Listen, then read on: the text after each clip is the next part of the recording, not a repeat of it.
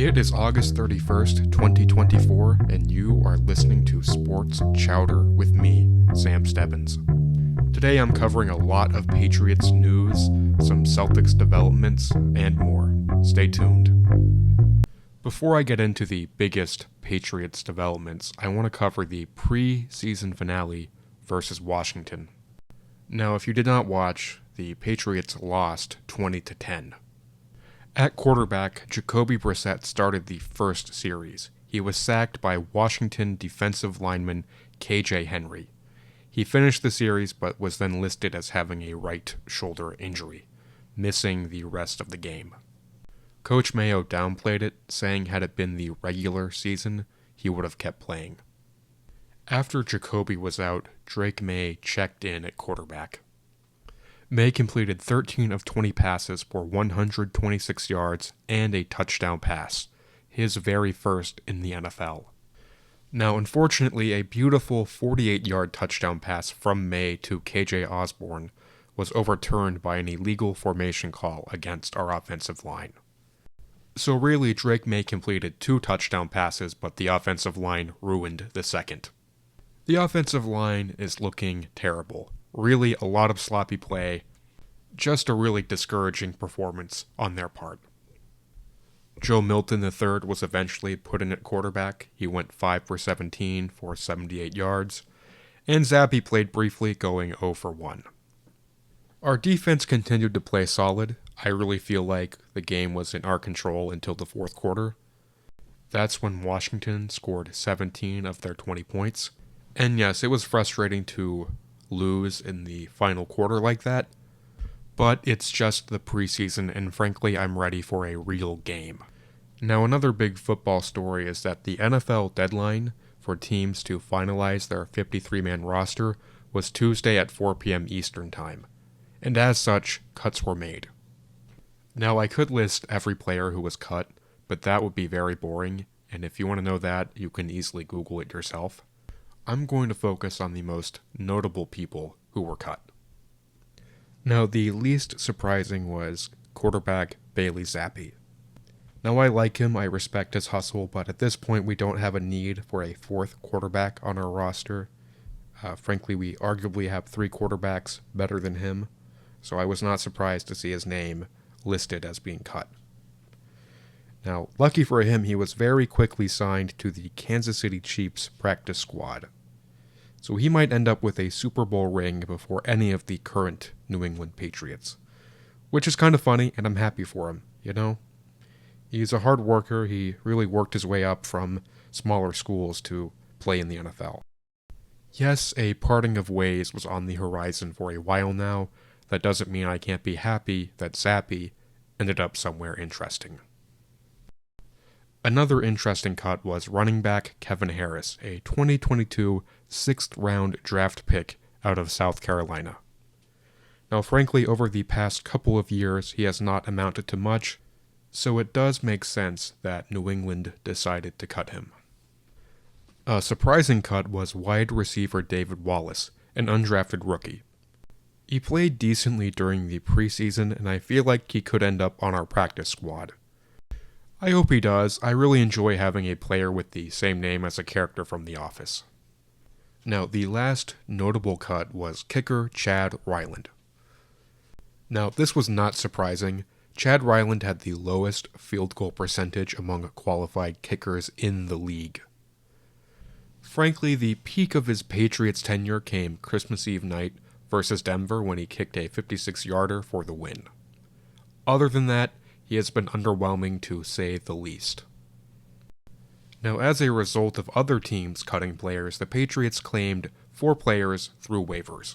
The Patriots claimed Curtis Jacobs, an undrafted linebacker cut by Kansas City, DeMontre Jacobs, an undrafted offensive tackle cut by Denver, Eric Johnson, a defensive tackle and 2022 5th-round pick previously with Indianapolis, and Zachary Thomas, an offensive tackle and 2022 6th-round pick, previously with the LA Rams. Now, of course, I hope Zachary Thomas and DeMontre Jacobs can perform semi-competently on our offensive line. Really, anything could help at this point. That being said, I'm not expecting any of these players to make a radical difference. I just hope they move the needle in the right direction. Now on to the biggest story of the week. The Patriots officially named their starting quarterback. Coach Mayo announced to the media on Thursday that Jacoby Brissett would be our starter for the season. Now, when someone in the media asked Coach Mayo if that could change, he said it's possible, but he does not want to go into the season planning on changing the starting quarterback. Now, I was a bit disappointed to see this news. As you know, I've been an advocate recently for Drake May to be named the starting quarterback. Frankly, I think both Drake May and Joe Milton III outplayed Jacoby in the preseason. May especially gave our team the best chance to win in those preseason games.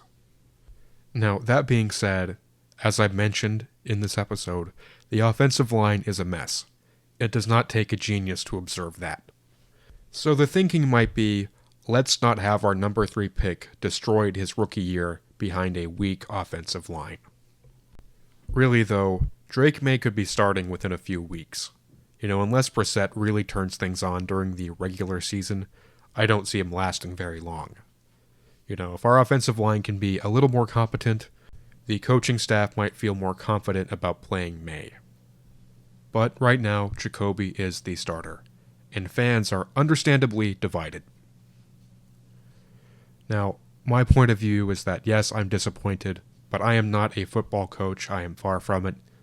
I'm a fan who loves his team and wants to win, but I don't go in there day in and day out and watch these players. I don't have that perspective. I don't have experience coaching any level of football. So until I've seen this team play, I'm going to trust Coach Mayo. I'm going to hope for the best because I want him to succeed. I want this team to succeed. I have realistic yet optimistic expectations. So we really have to just wait until we can see the product in a real game in week 1. And frankly, the Bengals are not a strong team. So it's not unreasonable to say we have a shot at winning our first game. But I don't have a crystal ball. Until I've seen this team play a real game, I am not going to judge them too harshly. Moving on to basketball, the Celtics made an interesting free agency signing this past week. The Celtics signed guard Lonnie Walker IV. Lonnie was drafted in the first round by the San Antonio Spurs in 2018, playing for them until 2022, including a stint with their G League affiliate, the Austin Spurs. He then played the 2022 season with the Lakers and the 2023 season with the Brooklyn Nets. In high school, he was named the 2017 Mr. Pennsylvania basketball. Now, obviously, the Celtics have a strong team. They are set to return 15 of the 17 players from their championship run. What Lonnie adds is depth to our bench. He knocked down 38.4% of his shots from the three-point range last season. Lonnie could certainly have room to grow in Joe Mazzulla's offensive system. So he is a name to watch. Obviously he's not going to be a starter anytime soon, but he can really help us out in important situations. Now there was another exciting Celtics-related announcement this week. Now, as you may or may not know, during the previous NBA season, a Netflix documentary crew had been following around several stars of the league, including Jason Tatum, Jimmy Butler, LeBron James, and a few others. On Wednesday, Netflix announced the series is titled Starting 5 and will drop October 9th. It will consist of 10 45-minute episodes that follow both the on- and off-court life of these players. Now, I've been excited about this ever since I read the news sometime last year. I really am curious about Jason's inner thoughts during this championship run. The other players are all fine, but really, I'm here for Tatum, I'm here for the Celtics. I think it'll be a lot of fun to relive the title run in all its glory. Now, I say I'm only interested in Jason, but I also want to hear what Jimmy Butler has to say about taunting the Celtics from off-court when he was injured during the playoffs. As I said, I thought it was kind of a bad look, Of course, support your teammates, but talking trash when you can't back it up on the court is pretty lame. So I hope the series dives into that among other things. And now for a Red Sox update. Last week they were swept by the Diamondbacks and tied a series 2-2 with Toronto. Now, given the looming playoffs, it would have been better to sweep them or win the series 3-1. This weekend we have a series in Detroit against the Tigers, who are 4th in the American League Central Division. The undeniable highlight of the past week was Brayan Bello pitching the best game of his career so far. He pitched 8 innings, allowing 2 hits, 0 runs, 0 earned runs, and 1 walk. He retired 9 batters in a 3-0 win. Brayan Bello has loads of potential. This season he's been kind of inconsistent, he's had some pretty bad games, but I was so happy to see him get a win this big. I really believe he has potential to do great things for this team, and I really believe in him. Now, as for the Major League Baseball playoffs, the Red Sox are just out of the wild card spot right now. The only team standing in their way is the Minnesota Twins. The Twins are 72-61, while the Sox are 69-65. So it's still technically possible that we make the playoffs. Anything is possible. I will always be rooting for this team to have as much success as possible.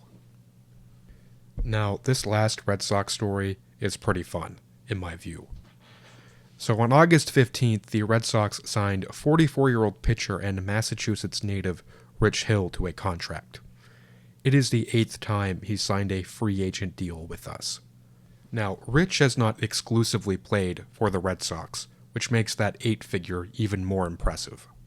Now, since signing with us for the 8th time, he's been playing for our minor league Worcester team. And on Tuesday, he was called up to the Major League Red Sox. And if he pitches 1 game this season, even just in relief, he will be the only person active in Major League Baseball to have played in each of the past 20 consecutive seasons. I'm rooting for this to happen for 2 reasons. One, I love seeing players play into their 40s, obviously with Tom Brady, but also with people like Nolan Ryan, who is a legend of baseball. I also love that Rich is a native of Massachusetts. You know, New England does not produce many pro athletes. You get plenty of great Winter Olympians, but as for the NFL, MLB, NBA, there are not many New Englanders in those leagues. So when it happens, you have to really savor it. And when it happens, I always feel very proud of those players. And that's how I feel about Rich Hill. So no matter where I am, if he gets to pitch, I will be getting out my phone and turning on MLB.tv to watch history happen. You know, like if I'm at church, I'll pull out my phone, turn the brightness down, and take occasional glances down to watch Rich Hill strike out some players. Because it's history in the making. And when you have the opportunity to witness history, you seize it. And now, Assorted Awesome, the segment where I talk about a story that is 100% awesome with no caveats. On August 28th, one of my favorite fast food chains, Raising Cane's, turned 28. Raising Cane's is a Louisiana-based chicken finger chain. My friend from back in Arkansas, Bo, is a huge fan, perhaps the biggest Raising Cane's fan in the world. I also love Cane's, but Bo is like a Raising Cane's ambassador, so I have to give credit where credit is due. So what did Raising Cane's do to celebrate their golden birthday, turning 28 on the 28th? Well, they opened a new restaurant in the downtown Crossing area of Boston. Now, the restaurant itself has a golden entryway, which I think is really cool and funny. And that by itself is cool enough, but to make it Assorted Awesome worthy, they invited Boston Celtic and 2-time NBA champion Drew Holiday and Red Sox legend David Ortiz, also known as Big Pape, to work the counter during the grand opening. I love this. I really love that to celebrate the 28th birthday, they had a big event in Boston, of all places. I mean, I feel kind of bad for Louisiana, but I'm sure for the 30th anniversary, they'll get a lot of love. So, I have a lot of respect for Cane's for doing this. They really care about each and every town they operate in. You know, I used to live in Fayetteville, Arkansas, and they've had some Razorbacks work the drive-thru. They had Snoop Dogg working the drive-thru. They have all kinds of celebrities working random days just to make people's days across the country. So that's why I really like Cane's. They have a distinct brand. Bo, you chose a great brand to love. In Cane's, you chose two Boston legends to open your golden location. So Cane's, you are always awesome in my book. Now, this episode is nearing its conclusion, but I want to tease a new segment coming next week called the Boston Free Game of the Week. I'll choose a random game, probably an NFL or college football game that I am looking forward to that does not involve any Boston or New England team. And I'll say why I'm excited and what I think that game can prove about the teams playing. This is really my way to talk about more football, you know. Mostly college football I'm envisioning right now, but definitely some NFL down the line. You know, I obviously care about Boston teams the most, but college football is a very big deal, especially here in Tennessee where I live and other places in the SEC country. And I'm going to participate in that in my own way. So on social media, feel free to chime in. Tell me about games I should look at that might not be in the prime time slot, but have interesting implications, you know. This will always be a Boston-focused show, but sports is a very big and wide world, and it's worth talking about other things that are outside of your own area of extreme interest. So I hope you enjoy that. I hope it goes well. Now that is all I have for this episode of Sports Chowder. You can follow me on X at Stebbins Tweets. You can follow the show at sports_chowder. You can follow the show on Instagram at sports_chowder and like it on Facebook. Thank you so much for listening. I will return next week with another hearty bowl of Sports Chowder, the show that discusses, celebrates, and or laments the state of Boston sports. Have a great week.